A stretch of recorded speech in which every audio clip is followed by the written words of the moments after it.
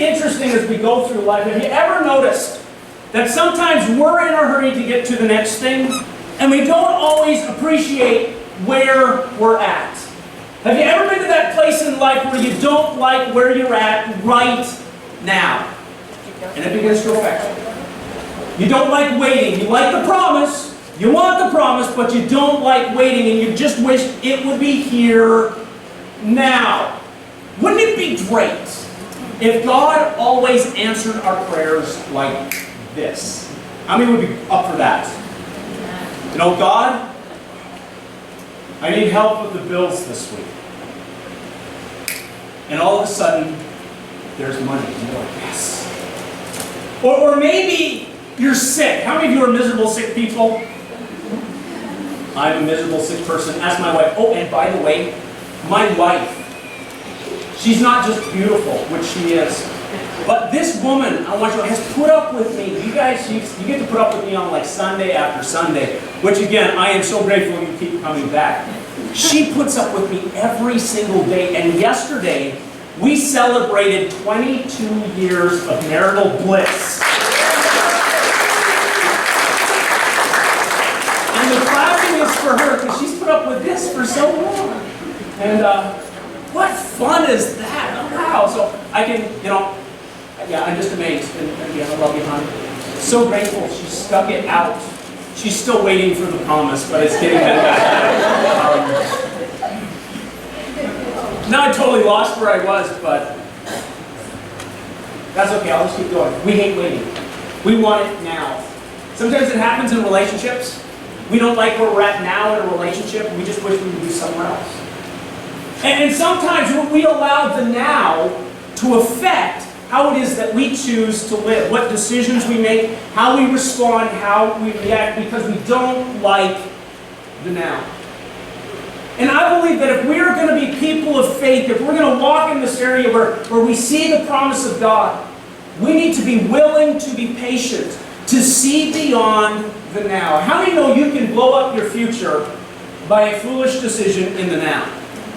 You may not like something now, and you can make a decision, and it may seem like just a short decision, but it can be something that can affect your destiny and the destiny of other people for years and years and years.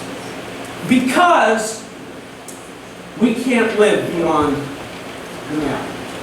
And I believe that as followers of Christ, we need to have a faith that believes beyond just where we're at and what we're going through. I believe that Christ has come to bring us life, and that life is a more abundant life, but that doesn't always mean we experience abundance wherever we're at. But it's something that's promised, and if we will follow Him, if we will trust Him, if we will walk with Him, He will lead us to the place that is good and abundant. Today, as we talk about this idea of living beyond the now, the big idea I want to think around is this, is that faith is willing to believe God to bring beauty out of today's messes. Faith is willing to trust God to bring beauty out of today's messes. So here's just a real quick thought, right? Where's the mess in your life right now? Where's the mess in your life? Where's the thing that's going on that's, you know, it's, have you ever noticed that life sometimes just gets messy? It just gets messy. And sometimes you don't even have to do anything. How many of you are parents? And you can clean the house and just let the kids walk through. And it quickly becomes messy. And life seems to do the same thing. And today we're going to look at the story of Joseph. I wish we had time to read all of it, and again, like I've done in the last several weeks, if you're looking for a place to read this week, to reflect on, I would encourage you to read and reflect on the story of Joseph. It begins in Genesis chapter 37, and it's going to go all the way to Genesis chapter 50. And this morning as we read, we're actually going to pick up the piece at the end of his life. Now just to give you a setup for what has gone on, Joseph is the 11th son of Isaac's son, Jacob. Now that gets confusing, but I brought Isaac up because last week we talked about Isaac. The gift that God brought, the grace that God gave to Abraham, that son. And so Abraham had a son named Isaac. Isaac had a son named Jacob. And Jacob ends up having 12 sons. But before the 12th son is born, he thought his 11th was his last kid. How many of you have ever thought you had the last kid and then got one more? This happened to Jacob. It was awesome. And so he had 11 kids, and his youngest at the time happened to be Joseph. And Joseph was the kid that captured Dad's heart. Joseph was the one that Dad saw and brought pride and joy and excitement.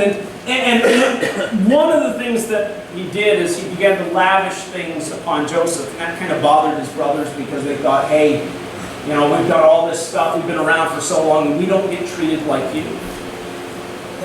And how many know that the youngest kid gets treated differently than everybody else? And how many are the youngest kid? Yeah, some of see, these are the ones. And Joseph one day woke up and said, Dad, I had this amazing dream. Dad, I had this amazing dream. You want to know what my dream is? My dream is this. The sun and the moon and a whole bunch of stars bowed down to me. And Dad, I know what it means. My dream is simply this, Dad. Dad, in a little bit of time, this is what's going to happen. You and Mom and all my brothers are going to bow down to me. Now, how many of you older siblings are like going, yeah, right, not going to happen? And they didn't like Joseph, and so there was this animosity in the family towards Joseph, and they actually got to the place where like going, you know what? They saw him coming one day, and they said, oh, here comes that dreamer. What we'll do is we're just going to totally ruin his plans. Let's kill him. How many of you have actually planned to kill your brother? But that's what these guys did. They said, let's kill our brother Joseph. And one of the older brothers had an ounce of common sense and said, no, let's not kill him because we get nothing out of it. Let's sell him to some slaves because we can make something off of this. And actually he was trying to save his brother, but still, how many thought about selling your sibling for cash?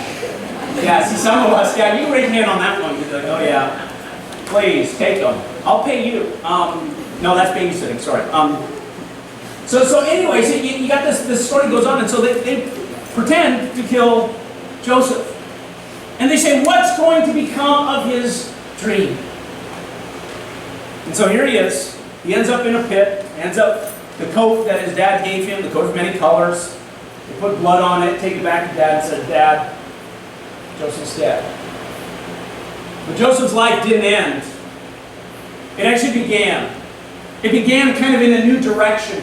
Kind of walked down a path that was filled with disappointment and discouragement. Now, he ended up being sold as a slave. And then he did really well as a slave. But then as a slave, his master's wife made accusations against him. And because of that, allegations and accusations that weren't true, he ends up in prison. And then he gets stuck in prison. And when you think prison in this kind of time, it's a lot different than the way we do prison today. He was in a place where there was muck and mire and dirt and filth, and they just let people basically rot in jail. And that's where he was rotting in jail.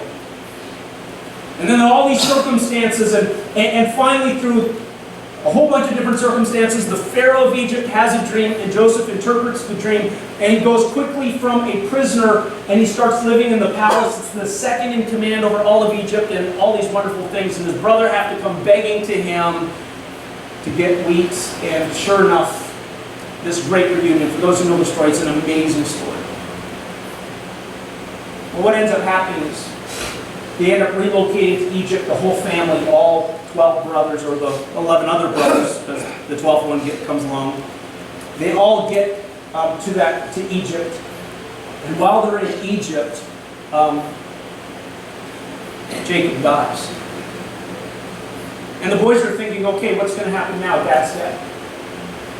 Because there's a part where, as a favored son, there are things that you do as a favored son, and one of them is you don't want to hurt the one who favors you. And so they thought, well, what's going to happen when Dad is dead? And that's where we're going to pick up reading. And it says this in verse 15, when Joseph's brothers saw that their father was dead, they said, what if Joseph holds a grudge against us and pays us back for all the wrongs we did to him? So they sent word to Joseph saying, your father left these instructions before he died. This is what you are to say to Joseph. I ask you to forgive your brothers the sins and the wrongs they committed in treating you so badly. Now please, forgive the sins of the servants of the God of your father. And when their message came to him, Joseph wept. His brothers then came and threw themselves down before him and said, we are your slaves. But Joseph said to them, don't be afraid. Am I in the place of God? You intended to harm me, but God intended it for good, to accomplish what is now being done, the saving of many lives. So then, don't be afraid. I will provide for you and your children. And he assured them and spoke kindly to them. Let's pray. Father, in these few moments we look in your word. Would you speak to our hearts? God, would you grant us a faith and a patience to live beyond the now that we find ourselves in? God, as we look at Joseph's example, God, may our faith be encouraged. May our faith be strengthened. In Jesus' name we pray. And everybody said, Amen. Amen. You know, as I think about this story, there's some thoughts that come to mind. The first is simply this: life is messy. Life is messy. It doesn't matter whether you're a favored son or not, life is messy. And sooner or later, you'll find yourself in a mess. It may be something of your choosing. It may be the result of someone else's choosing. It may not even be a result of anybody's choosing. It can just simply be life. Life is messy. I think as we look about the story of Joseph, if there was anyone who had reason, in a sense, to give up on God and to give up on where he's at, it's Joseph. God gave him a dream, but that dream didn't come to pass. He gets sold to slavery. He gets in a place where he starts doing well, and all of a sudden the stuff's kicked out from underneath him. He's forgotten again and again, and all these things. And there's moments where you say, you know what? Why should I keep believing? Why keep believing? And I want you to know that life is messy. And it may be that you're here today and you're dealing with messes in your life. And there's times where you're wondering, do I keep believing? Do I keep trusting? Do I keep doing the right thing? I just want you to know this straight up: life is messy. And whether we believe in God or not, we will come across mess. Because that's what life is. The second thing that I would note about the story is not only is life messy, but the reality that God is greater than our mess. Life may be messy, but I want you to know this wonderful truth as we look at Joseph's life, that God is greater than our mess. What's interesting as you study the Bible, as you study these first few books of the Bible, Genesis is kind of setting up the story that's going to take place in Exodus chapter 1. It's going to answer the question, why are God's people stuck in Egypt? Why does God need to come and deliver? And what's really neat about this story is that God's hand was moving all through Genesis to prepare for what was coming in Exodus. It's eventually going to kind of take us through the whole rest of the story. We see it again and again, a God who is greater than any mess. It starts out with creation, where the world is formless, it is void, that there's just, in a sense, there's nothingness. And he says, let there be light. And right into the darkness, there's light. That our God is a God who is greater than the mess we find ourselves in. We see that God has the power to create. He has the power to make right. He also has the power to strategically position. And one of the things that we have to understand in the midst of all that we find ourselves in, no matter what mess we face, God is still greater than our mess. The Israelites reflected on this idea again and again. As they would go up to Jerusalem year after year to celebrate the different festivals, they would say, I lift my eyes to the hills. Where does my help come from? Where does my help come from? Because this is what I know about when we find ourselves in a mess, we start looking for help. Where does my help come from? And they would declare, my help comes from the Lord, the maker of heaven and of earth. My help comes from Him. And I want you to know today that whatever mess you're in, life is messy, but whatever mess you're in, God is greater than our mess. And even better than the fact that God is greater than our mess, it's the reality that God meets us in our mess to bring us life. Life is messy, God is greater than our mess, and God meets us in our mess to bring us life. In all that went on in Joseph's life, the verse that stands out to me for Joseph's life again and again is verse 20, that says this, you intended to harm me. You intended it, I think the King James says, you intended it for evil, or you did it for evil. But God intended it for good. But God.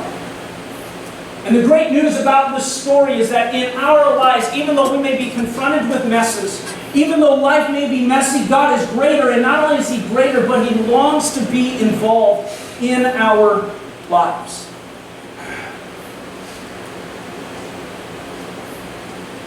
That famous verse from Romans 8:28 that says, and we know that in all things, God works for the good of those who love Him, those who have been called according to His purpose. We know that in all things, God works.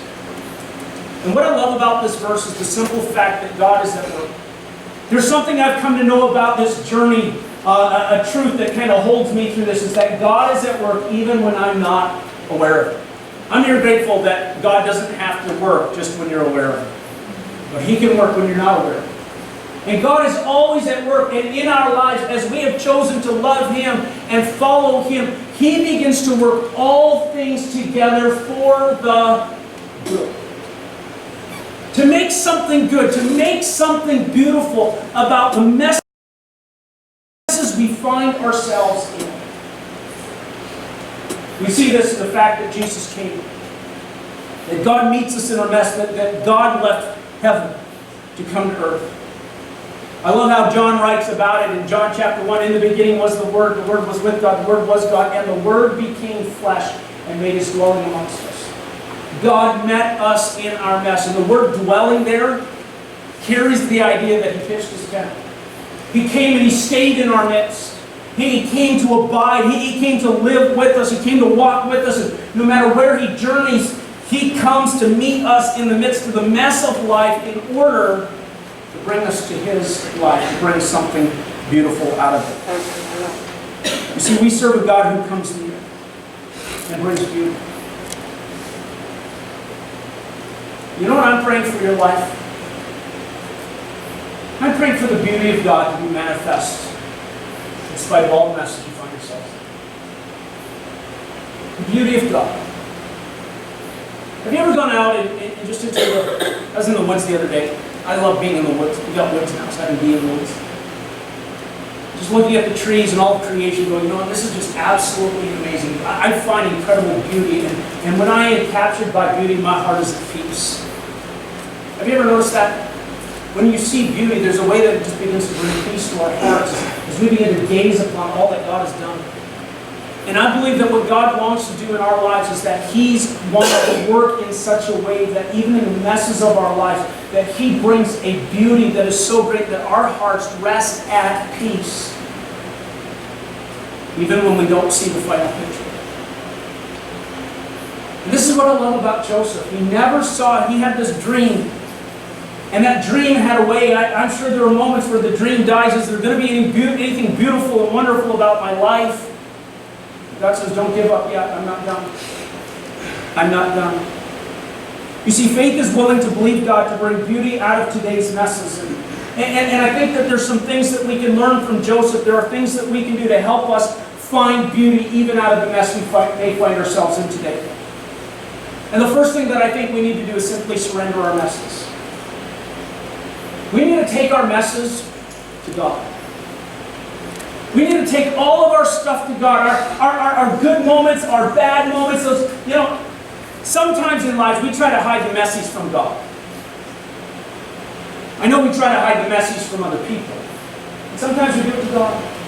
And I think part of what we have to learn to do in this faith journey is saying, God, I am willing to surrender my mess to you. God, it may be through your marriage. It may be your finances. It may be the results of decisions that you made in your youth, or something you made last week. You say, God, here's my mess. And learning to take our mess and place it in God's hands. I know that many of us, we live with an independent spirit, and sometimes we think, you know what, I can make this mess right. And sometimes in trying to make our mess right, we just make more of a mess.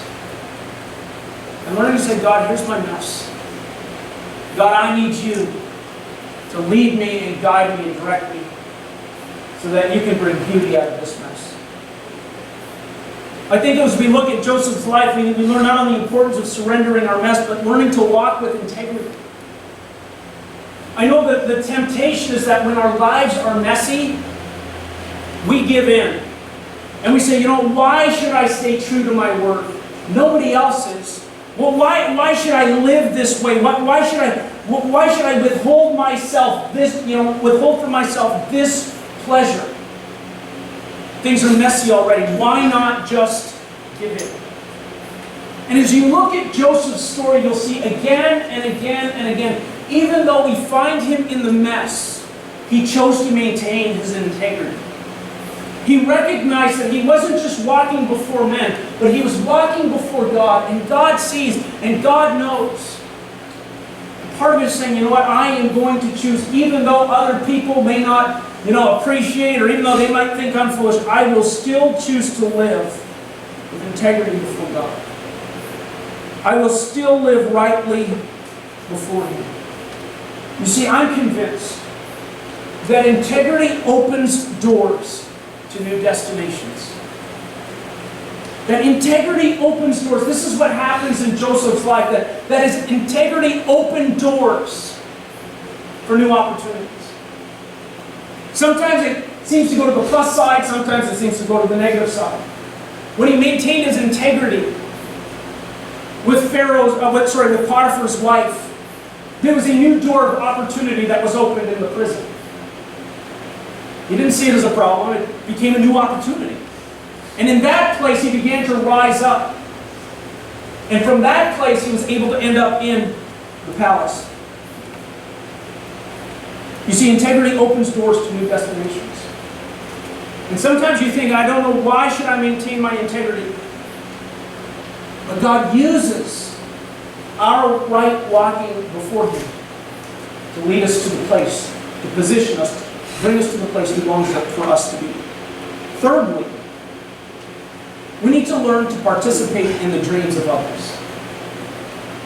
I remember hearing somebody share on this. His name is Tommy Reed. He's a pastor out in the Buffalo area. I was listening to a podcast once, and he was sharing.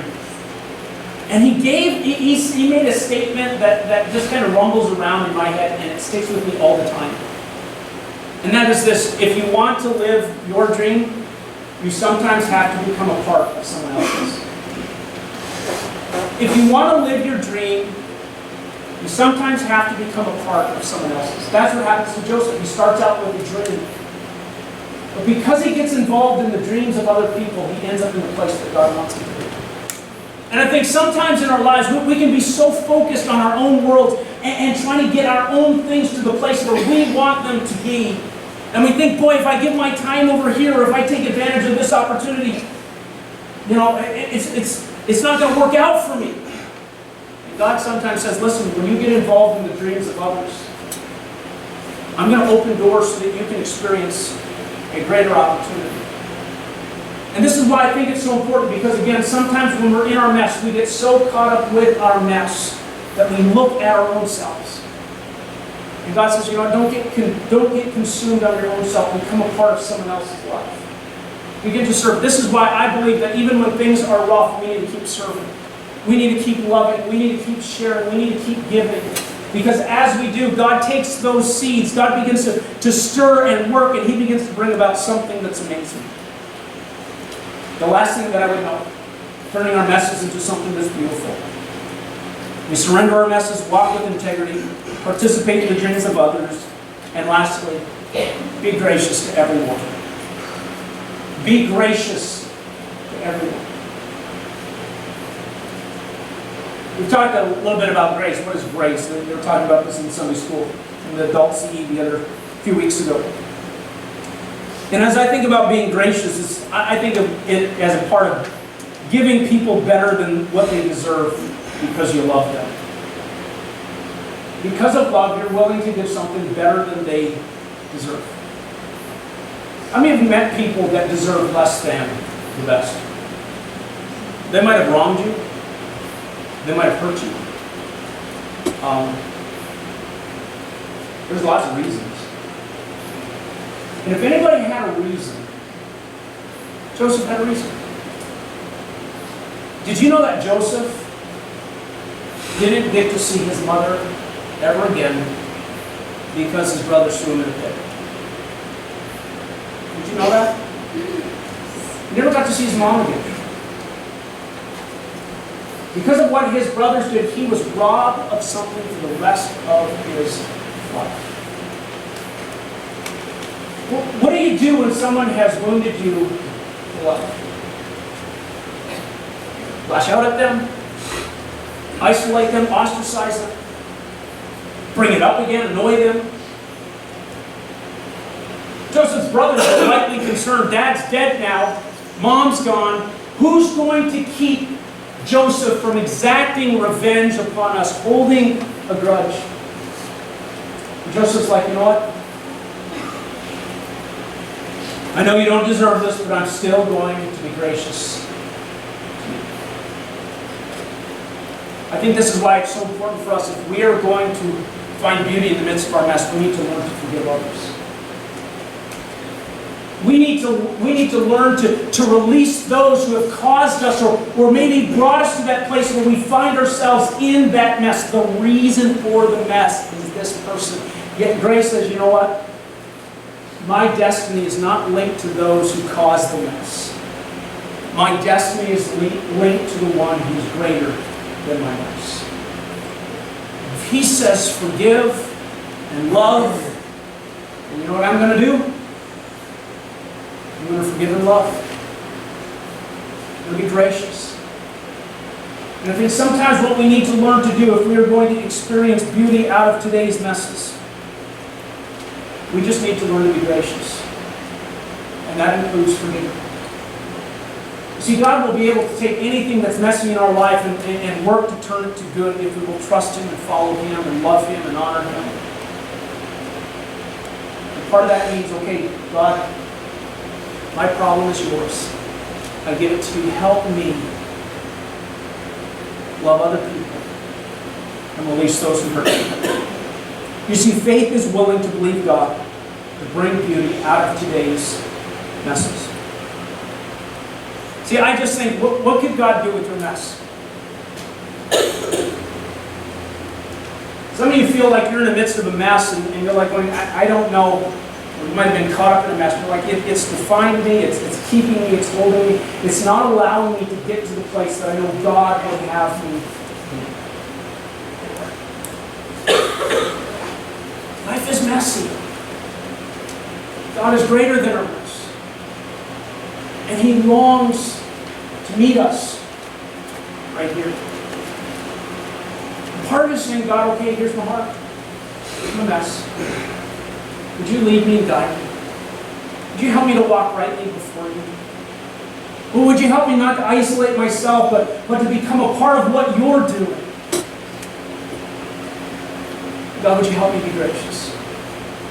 Because I'm convinced that if we just do these simple things and have these simple ideas just become anchor points in our lives, no matter what mess we find ourselves in, God, by His goodness, will bring us to something good. Now may be ugly, but we're not just living in the now. We're living beyond the now. We're living in the fact that God has made a promise. We're living in the confidence of knowing that God will never leave us or forsake us. That He will make all things work together for good to those who trust Him, who are called according to His purpose, to those who love Him. And so we say, God, I trust you, I love you. And we surrender to this. In a moment, we're just going to close with singing the song before our baptism service. Not for a moment did you forsake me. I'm sure there were moments in Joseph he said, you know, God, where were you? God, where are you? God, you gave me this dream, and Lord, I am nowhere near seeing that come to pass. God, where are you? As Joseph went further down the road, he ended up seeing the fact that, you know what, not for a moment, God forsaken him. And the same is true to us today. He doesn't forsake us. He meets us in our mess. Let us believe Him. Let us trust Him. Let's pray. Father, you're good to us. Lord, I thank you that you want to bring beauty to the messes we find ourselves in. Lord, we know life is messy. God, sometimes it's been our choices, sometimes it's the choices of others, sometimes it's just the fact that it's just what the world is. Yet, God, I thank you that you are good. And you want to bring good in whatever situation and circumstance we find ourselves in. And God, we wrestle with our messes. We struggle with thoughts and feelings toward those who have hurt us. Lord, sometimes we question whether we should just give up. And God, I thank you that you're good and faithful to us. And Lord, you're greater than our mess. And you meet us in our mess. And so, God, even in this moment, we come to you and we invite you into our messes. Into those places we don't like to show, into those places we don't like to talk about. We invite you. We're asking you to bring about something good. Help us, Lord, to live beyond the now. Just while your heads are bowed and your eyes are closed, maybe you're one of those here right now and you're struggling with messes. It may be some decisions you've made. It could be because of decisions others have made. It could be just the fact that life is messy and it doesn't always seem fair. But your mess has been overwhelming you. And you're willing to say today, God, I want to give you my mess. God, I want to give you my trouble, my hurt. God, I want to surrender this to you so that you can make something beautiful out of it. I believe God wants to meet with you today. And if that's you, would you be kind enough just to raise your hand? Because I want to pray with you. If you're here, you're saying, Lord, I am battling with messes. I see all those hands. Thank you. Put them down. Is there anyone else? Maybe you're here today and you've never entered into a relationship with God. You might know about God. You might have kind of mocked the idea of God, but you recognize that life is messy. You need someone to come and meet you in your mess. And you've never made the decision to put your hope and trust in God. And today you're saying, you know what, I want to do that. God, help me know you. Because I want you to know He loves you. He understands the mess, but your value is not determined by the mess you've made or the mess you're in. He loves you, no matter what. And His great desire is to have a relationship with you. Maybe you're here, you've never had a relationship with God, and you're saying, you know what, I want to begin one today. I want you to know it's as simple as your prayer. If that's you, if you're here and you're saying, you know what, I want to have that relationship with God, would you just raise your hand because I want to pray with you? Is there anyone? Father, you see each heart and each life. You see the messes, you see the struggles, you see the frustrations, the disappointments, you see the hurts, you see the cares, you see the concerns. Lord, you see all of it. You see the messiness of life. God, we recognize you greatly. And God, even as we have to wait sometimes for the good to come out of it, Lord, we know that you are close, you are near, you come and you meet us. And Father, for everyone who raised their hands today, dealing with messes, I pray that your peace, your love, your grace would just begin to flow to them. You begin to touch, you begin to encourage, you begin to strengthen. God, I thank you that not for a moment do you forsake us.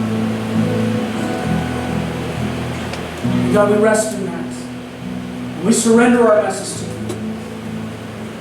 Help us, Lord, to live right. In Jesus' name. Amen. Let's all stand together.